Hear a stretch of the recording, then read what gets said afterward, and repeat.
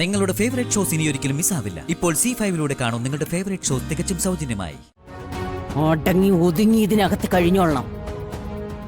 നിന്റെ പിഴച്ച തള്ളയുടെ സ്വഭാവം കാണിച്ചാലുണ്ടല്ലോ മുത്തശ്ശി, കളി ശബ്ദം പൊങ്ങിയ തീർത്ത് കളഞ്ഞു.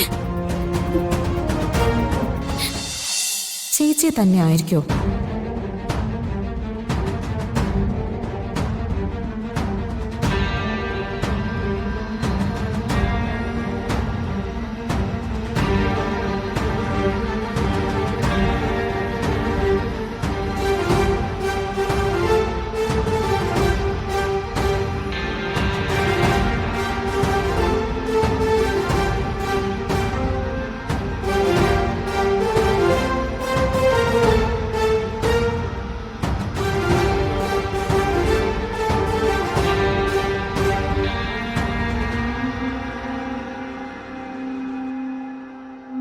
എന്തായിരിക്കും രാധയ്ക്ക് പെട്ടെന്ന് വരണം നോക്കാനുള്ള കാരണം?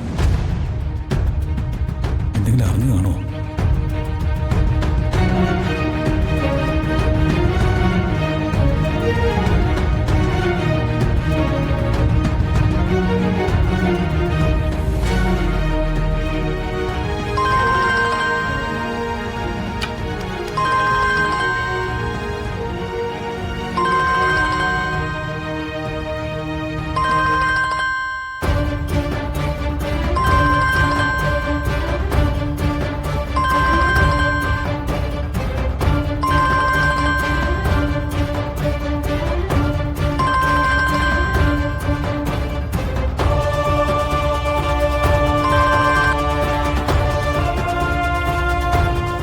ഹലോ.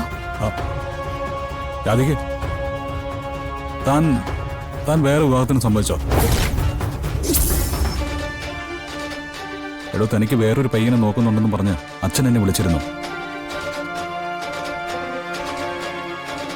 താൻ സമ്മതിച്ചിട്ടാണോ അതൊക്കെ? അച്ഛനെടുക്കുന്ന ഒരു തീരുമാനവും ഞാൻ എതിർക്കാറില്ല. എടോ, അബദ്ധമൊന്നും കാണിക്കരുത്. എടോ, താൻ കൂടി എന്നെ തോൽപ്പിക്കാൻ ശ്രമിക്കരുത്. അബദ്ധങ്ങളൊക്കെ ഒന്നിച്ച് തിരുത്താനാണെങ്കിലോ? എന്ത് തിരുത്താൻ? ഇഷ്ടമില്ലാത്ത ഒരുത്തിന്റെ കൂടെ ഞാൻ ജീവിക്കുന്നു, ഇഷ്ടമില്ലാത്ത ഒരുത്തിന്റെ കൂടെ താൻ ജീവിക്കുന്നു.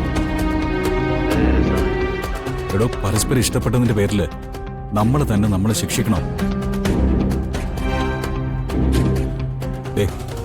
ഞാനിപ്പോ ഒരു ബന്ധനത്തിലാണ്, പെട്ടെന്ന് അഴിച്ചെടുത്ത് കളയാൻ പറ്റാത്തൊരു ബന്ധനത്തിൽ. എത്ര നാളത് തുടരുമെന്നൊന്നും എനിക്കറിയില്ല. പക്ഷേ അതെനിക്ക് വലിച്ചു പൊട്ടിച്ച് കളഞ്ഞേ പറ്റൂ. അപ്പോ താൻ കാത്തിരിക്കുന്ന എനിക്കൊരു ഉറപ്പ് വേണം. എടോ, എന്താണോ താനൊന്നും മിണ്ടാത്തത്? എനിക്കൊന്നും പറയാനില്ല, അതുകൊണ്ടാ. എടോ, തന്റെ ഇഷ്ടദേവൻ കൃഷ്ണനല്ലേ? പ്രണയത്തിന്റെ അർത്ഥം അറിയുന്ന ദേവനല്ലേ?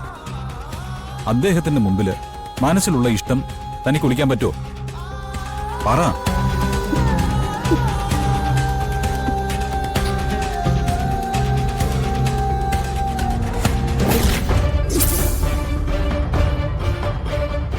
ഹലോ രാധിക,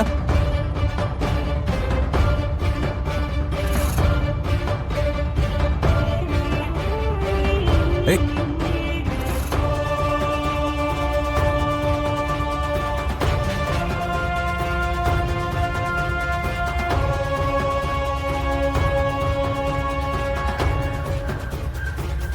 ആരാടി ഫോണില്? അവനായിരിക്കും അല്ലേ ഇരുട്ടത്ത് നിന്നെ കൂട്ടിക്കൊണ്ടു വന്നവൻ. ഇന്നെന്താ പകൽ വെളിച്ചത്തിൽ പുറത്തേക്ക് ഇറങ്ങണമെന്ന് പറഞ്ഞോ? അതോ പാതിരാത്രിക്ക് നിന്നെ തേടി ഇങ്ങോട്ട് വരാമെന്ന് പറഞ്ഞോ? മുത്തശ്ശി വിചാരിക്കുന്ന ആരുമല്ല, എന്റെ ഒരു കൂട്ടുകാരെ വിളിച്ചു. നിന്റെ കൂട്ടും കൂട്ടുകാരിയും ഒക്കെ ആരാ എന്താന്നൊക്കെ എനിക്ക് കൃത്യമായിട്ട് മനസ്സിലാകുന്നുണ്ട്. ദേവനും യശോദയും അറിയേ നിന്നെ എന്തെങ്കിലും ചെയ്താലേ അവര് ചിലപ്പോ ബഹളം വെക്കും. പക്ഷെ ആരും അറിയാതെ ചെയ്യാനും എനിക്ക് ബുദ്ധിമുട്ടൊന്നുമില്ല.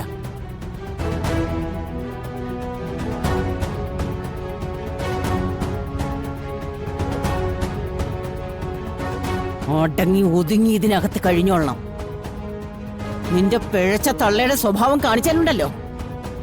മുത്തശ്ശി, നോടക്കടി. ശബ്ദം പൊങ്ങിയ തീർത്തു കളഞ്ഞു.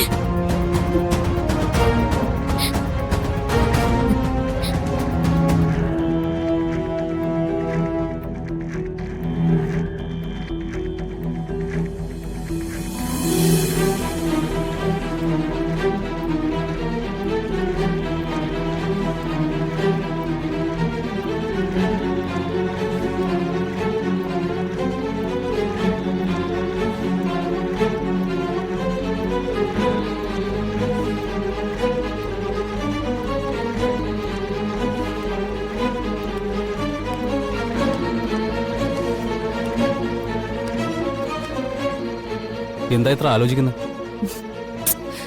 എനിക്ക് മടുത്ത ഗൗതം. എത്ര കാലം ഇങ്ങനെ ഒരു ത്യാഗത്തിന്റെ പേരില് എനിക്ക് എന്റെ ജീവിതം പാഴാക്കി കളയാൻ പറ്റും? ഒരു പെണ്ണെന്ന നിലയ്ക്ക് എനിക്കും ചില ആഗ്രഹങ്ങളില്ലേ? എനിക്കൊന്നും ജീവിക്കണം. എനിക്ക് പുറം ലോകം കാണാനും അവിടെയൊക്കെ അലഞ്ഞു തിരിഞ്ഞ് നടക്കാനും ഒക്കെ ഇഷ്ടമാ. പക്ഷെ എന്റെ അവസ്ഥ നോക്ക്. അണിഞ്ഞൊരുങ്ങി ഒരു മുറിയിലെ തെക്ക് വടക്ക് നടക്കല്. ഇങ്ങനാണെങ്കിൽ മനസ്സിനകത്ത് അധികം വൈകാതെ ഞാൻ കിടപ്പിലാവും. അതോടെ ഞാൻ തീരുകയും ചെയ്യും. എന്താ കൽപ്പന ഇത്? താൻ കാണുന്ന സ്വപ്നങ്ങൾക്ക് മുഴുവൻ ഞാൻ കൂട്ടില്ലേ? എന്നെങ്കിലും ഒരിക്കൽ ഒന്നിച്ച് ജീവിക്കാമെന്നൊരു വാക്ക് നമുക്കിടയിലില്ലേ?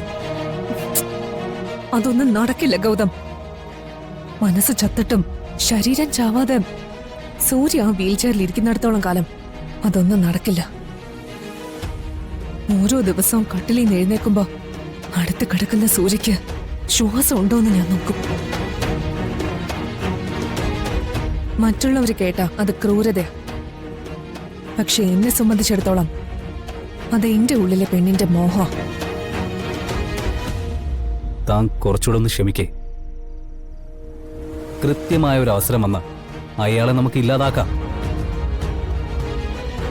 സൂര്യ ജീവനോടെ ഇല്ലെങ്കിൽ പിന്നെ നമ്മുടെ ബന്ധത്തിന് ആരും തടസ്സം പറയില്ല. ഒരു പക്ഷേ ചിലപ്പോ എല്ലാവരും അതിന് നിർബന്ധിച്ചെന്നും വരും.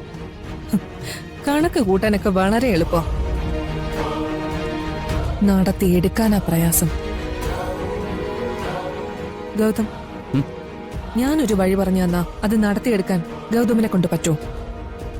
പറ. ഈ കണിമംഗലത്ത് വെച്ച് സൂര്യ ഒന്നും ചെയ്യാൻ നമുക്ക് പറ്റില്ല. പുറത്ത് കൊണ്ടുപോകണം. ആർക്കും സംശയം തോന്നാത്ത രീതിയിൽ വീൽ ചെയറിൽ ഇരിക്കുന്ന ആൾക്ക് എന്തൊക്കെ അപകടങ്ങൾ പറ്റും? അത് കൊള്ളാം. സൂര്യൻ കൊണ്ട് പുറത്തു പോകുന്ന കാര്യം ഞാൻ ഏറ്റു. പക്ഷെ തിരിച്ചു വരുന്നത് സൂര്യ ജീവനോടെ അല്ലാതായിരിക്കണം. അങ്ങനെ വന്നാ നിന്റെ മുന്നിൽ ഞാൻ തല കുനിച്ചു നിൽക്കും. നിന്റെ ജീവിതത്തിന് കൂട്ടായി.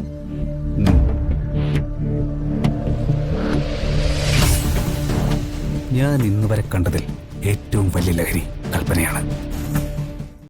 ഡൗൺലോഡ് ചെയ്യൂ C5 ആപ്പ്. കാണൂ എല്ലാ എപ്പിസോഡുകളും സൗജന്യമായി.